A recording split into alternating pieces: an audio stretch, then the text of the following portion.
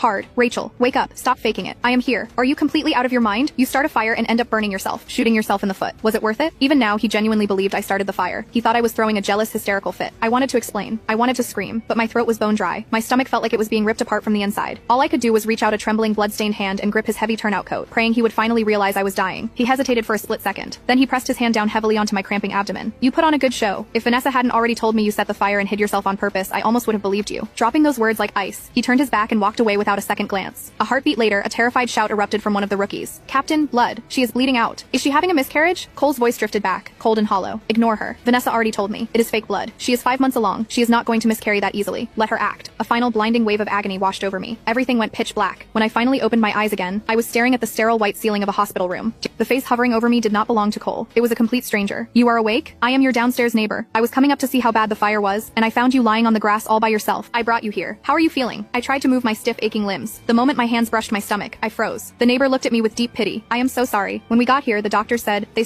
could not save the baby. I forced a weak, bitter smile onto my cracked lips. It is not your fault. I know. Thank you for bringing me here. Even a total stranger could tell at a glance that I was dying. Yet the man I had been married to for 5 years could not be bothered to look at me. Seeing my numb despair, the neighbor grew more furious than I was. What the hell is wrong with that rescue squad? A pregnant woman is bleeding out on the ground, and they just ignore her? If I hadn't come up to check, you would be dead right now. Where is your family? Where is the father? Give me his number. I will call him right now. You need someone by your side. I already reported that firehouse to the city. People like that are a menace to society. I nodded slowly, my voice barely a raspy whisper. The baby's father is dead. His face softened with profound sympathy. He offered to stay and take care of me until I was discharged. I politely declined. I transferred the money for the hospital bills to his phone and urged him to go home. The neighbor left, but the storm on the internet was just beginning to brew. The hashtag Fire Captain's Backyard on Fire was inherently sensational. It was already trending at the top of every major social media platform. My neighbor had posted photos of me collapsed in a pool of blood in the comment sections. It sparked a massive public outcry. People were furious, questioning if the fire department only cared about putting out flames while turning a blind eye to a dying pregnant woman. I scrolled through the endless wave of outrage. Honestly, this kind of punishment felt far too light for Cole. I opened my messaging app, planning to send him a text asking for a divorce. Before I could type a word, a photo from Vanessa popped up on my screen. She was admitted to the exact same hospital, just one floor below me. In the photo, Cole was personally feeding her a bowl of soup, carefully blowing on the spoon so she wouldn't burn her tongue. I had seen countless photos of their intimacy. Pictures like this no longer had the power to hurt me. I calmly closed the chat and dialed Cole's number. He finally picked up on the 5th try. His voice was laced with absolute irritation. You actually have the nerve to call me? What do you want? Checking to see if Vanessa is dead? Well, sorry to disappoint you. I pulled her out. She is alive and recovering right here in the hospital. Rachel, I have known you for years, but I never thought you were capable of this. Do you realize what you did? That is attempted murder. Are you completely insane? I am giving you exactly 1 hour. Crawl down to this room and apologize to her. Otherwise, we are getting a divorce. Before I could speak, Vanessa's soft, weeping voice echoed through the speaker. Cole, don't be mad at her. It is my fault. If she wants to say I started the fire, just let her. Don't argue with her. Pregnant women shouldn't get too stressed. Cole let out a heavy sigh, his tone dripping with disappointment.